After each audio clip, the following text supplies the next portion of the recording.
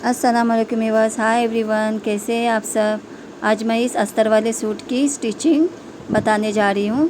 ये इसका front piece है और एक बैक पीस है। इसको मैंने पहले ही कटिंग करके रखा है और ये इसकी स्लीव भी है।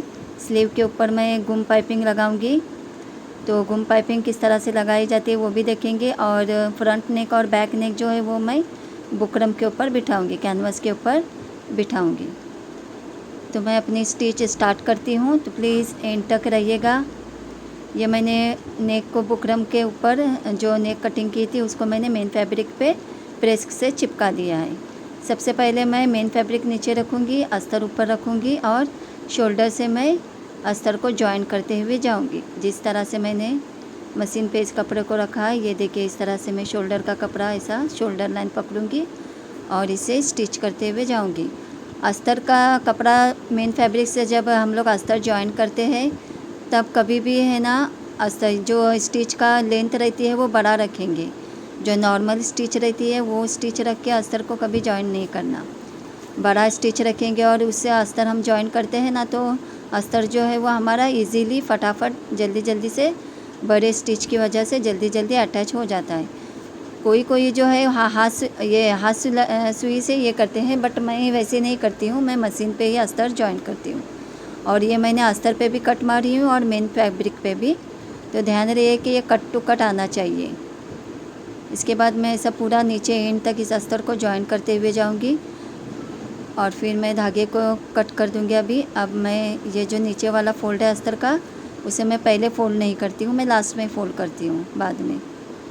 इसके बाद मैं अस्तर को ये मेन फैब्रिक को इस तरह से रखूँगी, सीधा रखूँगी। अब मैं लेफ़्ट वाला जो साइड है उसे जॉइन करते हुए जाऊँगी। पहले मैं उल्टा अस्तर रख के, मेन फैब्रिक उल्टा रख के उस पर अस्तर जॉइन करती हूँ। इसके बाद जो अपोजिट साइड है उसको मैं ऐसे सीधे रख के मैं अस्तर को जॉइन करते हुए जाती हूँ। और जो बीच में झोल आ रहा है ये रेयॉन फैब्रिक है, इसकी वजह से बीच में झोल भी आता है, फिर कहीं से कोनी निकल जाती है। इसके लिए हमको इसके बीच में भी पिन्स लगानी चाहिए। आप देख रहे होंगे मैं साइड में भी पिन्स लगा रही हूँ। ये देखिए मैं जो अस्तर है ये रेयॉन फैब्रिक है, उसको मैं ऐसे अपने हाथ से बाहर की तरफ लेके जा रही हूँ और जो एक्स्ट्रा फैब्रिक है उसको मैं बाहर की साइड में फैलाते जा रही हूँ और मैं अपने जो है पिन भी लगाते जा रही हूँ। इस तरह से अगर अस्तर लगाएंगे तो आपके अस्तर में झोल नहीं आएगा और ना ही मेन फैब्रिक में झोल आएगा। ये देखिए अब मैं बगल सिलाई मारते हुए जा रही हूँ, यहाँ से इस तरह से स्टिच करते हुए जाऊँगी। बहुत सूट ये जो है ये रेयॉन फैब्रिक का है और इसकी सलवार की मैंने कटिंग भी आपके साथ में शेयर करूँगी, तो उस वीडियो को भी आप वॉच कीजिए। सेमी पटियाला सलवार मैंने बनाई हूँ क्योंकि इसका कपड़ा जो है वो सलवार का 2.5 मीटर था, तो इसके लिए उसमें सेमी पटियाला बन गई है। ठीक है, अब ये बैक पीस है उसको भी मैं अस्तर को मेन फैब्रिक से इस तरह से अटैच करूँगी। बीच में मैं सेंटर पे पहले पिन्स लगाऊँगी इस तरह से, इसके बाद फिर मैं सिलाई मारना स्टार्ट करूँगी। मैं हमेशा शोल्डर से ही स्टिच करते हुए जाती हूँ, देन उसके बाद फिर मैं बगल में आती हूँ, देन उसके बाद फिर चेस्ट में और फिर वैसे सिलाई मारते हुए अस्तर को अटैच करते हुए जाती हूँ। और ध्यान में रखिए अस्तर का जो कट है वो और जो मेन फैब्रिक का कट है दोनों एक के ऊपर एक आना चाहिए। अब मैं इसे ऐसे सीधे करूँगी और इसके अपोजिट दूसरी साइड जो है, अब ऐसे ही मैं बैक पीस को भी अस्तर अटैच करते हुए जाऊँगी। इस तरह से जो बीच में झोल आ रहा है उसको मैं अपने हाथ से साइड में कर करके, तो हम इस तरह से मैं हाथ को ऐसे ऐसे करके देखिए किस तरह से बीच में करके मैं जो फैब्रिक एक्स्ट्रा हो रहा है उसको बाहर की साइड में लेके जा रही हूँ और पिन लगा रही हूँ। इस तरह से आप अस्तर लगाएंगे रेयॉन का फैब्रिक है, अच्छे से अस्तर जो है वो थोड़ा सॉफ्ट रहता है, तो मशीन के ऊपर भी थोड़ा ये होते रहता है, हिलते रहता है। तो इसके लिए आप पिन्स लगा के इस तरह से लगाते हुए जाएंगे, हम अस्तर लगाते जाएंगे तो इजीली अस्तर इस पे लग जाएगा। और इसका जो नेक है, फ्रंट नेक और बैक नेक, उसको भी मैंने बुकरम के ऊपर पेस्ट कर दिया है और बुकरम से ही मैं इस अस्तर के ऊपर जो है वो दोनों नेक जो है बुकरम से ही मैं बनाऊंगी। कोई कोई क्या करते हैं कि अस्तर को ही फोल्ड करके अंदर के साइड में फोल्ड कर देते हैं, बट मैं वैसा नहीं, मैं अस्तर वाले सूट के ऊपर भी बुकरम से ही नेक बिठाती हूँ। ये देखिए, नेक को मैं पहले इस तरह से साइड से सिलाई मार के तुरपाई कर दूँगी। ये फ्रंट नेक है मेरा। इसके बाद यहाँ पे मैं सेंटर पे कट मारूँगी और यहाँ पे भी मैंने ऑलरेडी कट मारी हूँ। सेंटर को सेंटर पे रख के इस तरह नोक को रख के मैं जो बीच की सिलाई है सेंटर की उसको पहले स्टिच करूँगी और इस गले को इस पे बिठा दूँगी। आप पिन भी लगा सकते हैं। इसके बाद मैं जो नेक का शेप है उसे नेक के शेप के अकॉर्डिंग सिलाई करते हुए जाऊँगी, स्टिच करते हुए जाऊँगी और इस नेक को मेन फैब्रिक पे बिठा दूँगी इस तरह से। अब ये जो बीच वाला कैनवस है इसको मैं निकाल लूँगी। इसके बाद 2 सूत का कपड़ा रख के मैं ये बीच से मैं कैनवस को इस तरह से कट करते हुए जाऊँगी। ध्यान में रही, जो सिलाई मारी ली है वो कट नहीं होना चाहिए। और यहाँ पे इस तरह से जो जहाँ पे राउंड है नोक है वहाँ पे डिप कट मारूँगी। इसके बाद मैं नेक को इस तरह से अंदर के साइड में फोल्ड करके जहाँ पे भी कोनी है उसको मैं कोनियों को इस तरह से बाहर निकालूंगी और उसके ऊपर हल्का प्रेस कर दूँगी। इसके बाद मैं यहाँ से स्टिच करते हुए जाऊँगी और इस नेक को थोड़ा कड़क करने की मैं कड़क करेंगे, मतलब जैसे इसके ऊपर किनारे से भी सिलाई मारेंगे तो वह नेक जो है अस्तर का वो कड़क रहता है, अच्छे से बैठ जाता है। ये रेयॉन फैब्रिक है ना, तो ये किनारे की सिलाई मारना ज़रूरी है। मैं तो हमेशा मारती हूँ जब रेयॉन फैब्रिक रहेगा तो। इसके बाद मैं इसे हेमिंग नहीं करूँगी, तुरपाई नहीं करूँगी, मशीन की सिलाई से ही मैं इसको स्टिच करते हुए जाऊँगी। जो साइड की पट्टी आती है ना कैनवस की, उसको मैं इस तरह से पैक कर दूँगी। बैक नेक भी मैं इसी तरह से लगाऊँगी। ये देखिए किस तरह से लगा है फिनिशिंग से। अब बैक पीस लूँगी मैं, इसके भी सेंटर पे मैं कट मारूँगी। बैक नेक को मैं इस तरह से तुरपाई कर दूँगी। ये देखिए इस तरह से मैं स्टिच करते जाऊँगी। इसके सेंटर पे मैं कट मारूँगी।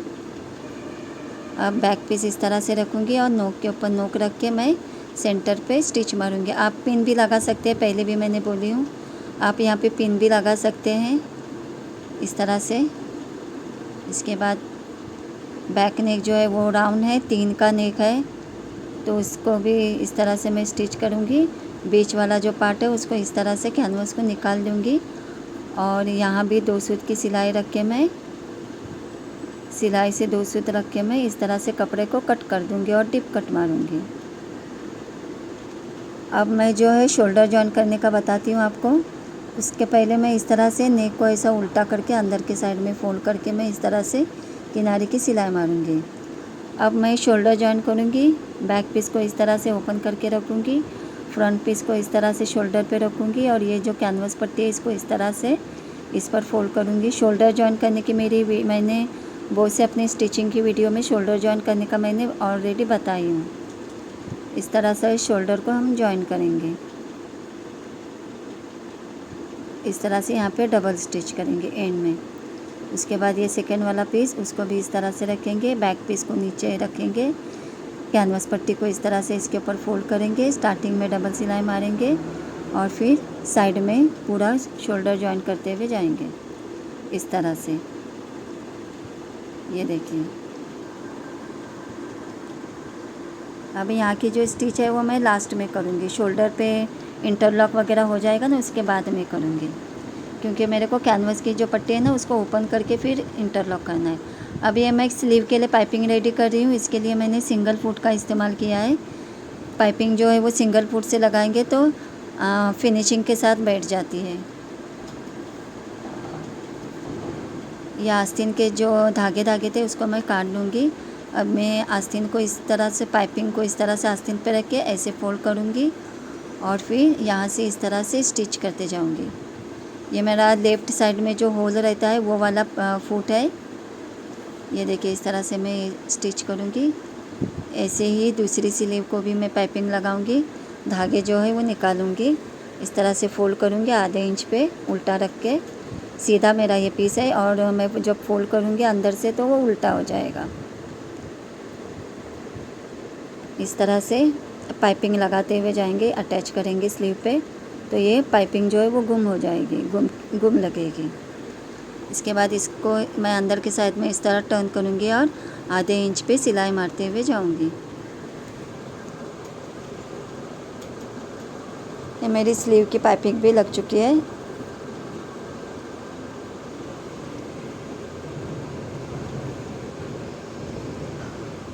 ये देखिए, यहाँ से मैं स्टिच करते हुए जाएंगे और इस पाइपिंग को अटैच करूँगी। ऐसे ही दूसरी स्लीव को भी आधे इंच पे सिलाई मारते हुए जाऊँगी और इसको इस तरह से बिठा दूँगी। जो साइड की कोनी निकलेगी स्लीव की उसको कट कर देंगे। अब मैं स्लीव के ऊपर मेरी दोनों आस्तीनें जो है वो आस्तीन में मैंने अस्तर नहीं लगाई हूँ, क्योंकि ये रेयन फैब्रिक है तो अस्तर लगाने की ज़रूरत नहीं थी, इसके लिए मैंने अस्तर नहीं लगाई हूँ। अब ये फ्रंट वाले पीस पे मैं हमेशा आपको बताती हूँ कि मैं इस तरह से चौक से मार्क करती हूँ कोनी के ऊपर। उसके बाद फिर मुझे इजीली समझ में आता है कि ये फ्रंट पीस है। फ्रंट पीस फ्रंट आर्म और बैक आर्म के राउंड कैसे कट करते हैं ये मैंने अपनी स्टिचिंग की वीडियो में बहुत सी वीडियोस में बताई हूँ। इस तरह से मैं आस्तीन को इसके ऊपर रखते हुए जॉइन करते हुए जाऊँगी।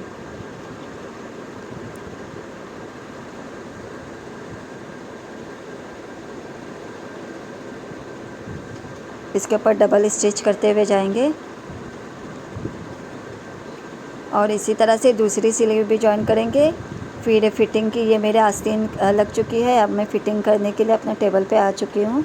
इस तरह से जो चौक के निशान है वो इस तरह से टैप करेंगे तो इसके ऊपर निशान आ जाएंगे और फिर उसको डार्क करेंगे थोड़ा।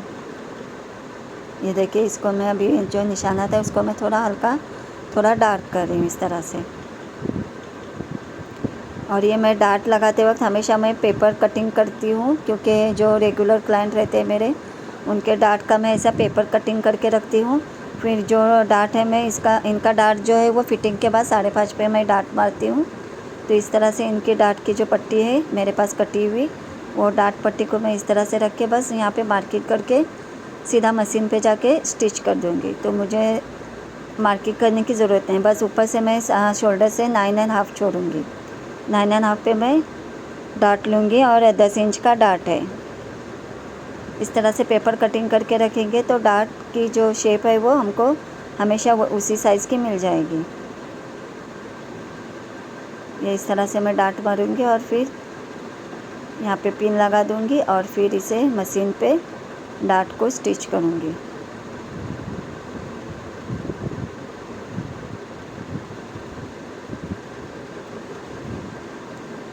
ये देखिए, इस तरह से मैं पिन्स भी बीच में लगा रही हूँ ताकि मेरा अस्तर और मेन फैब्रिक जो है वो हिले ना। ठीक है,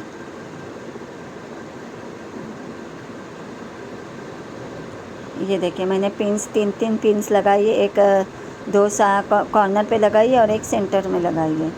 इस तरह से पहले मैं बीच की सेंटर की सिलाई मारूंगी और फिर बाद में जो डार्ट का शेप है उसको इस तरह से ऐसे पकड़ के मैं डार्ट की सिलाई मारूंगी। ये देखिए, इस तरह से डार्ट जो है वो आधे इंच का रहता है। आधे इंच पे मारते हैं सिलाई डार्ट के।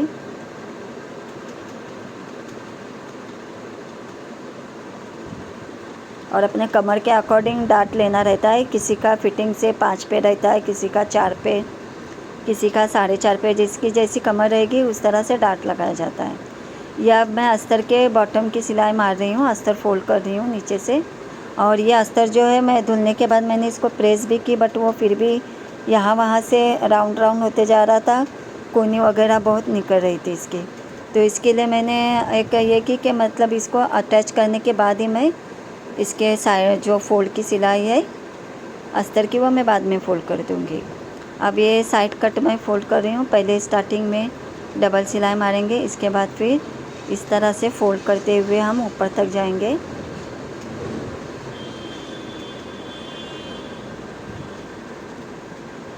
ये देखिए, इस तरह से साइड कट जो है मैं फ़ोल्ड करते हुए जा रही हूँ। ऐसे ही दूसरे साइड का भी कट मैं फ़ोल्ड करूँगी और नीचे बॉटम का जो बैक साइड में नीचे बॉटम है वो भी फ़ोल्ड कर दूँगी। ये देखिए, मेरी कुर्ती रेडी हो चुकी है। आपको इसकी स्टिचिंग हेल्पफुल लगे तो प्लीज़ लाइक शेयर और सब्सक्राइब कीजिए। अल्लाह हाफिज़। Thanks for watching.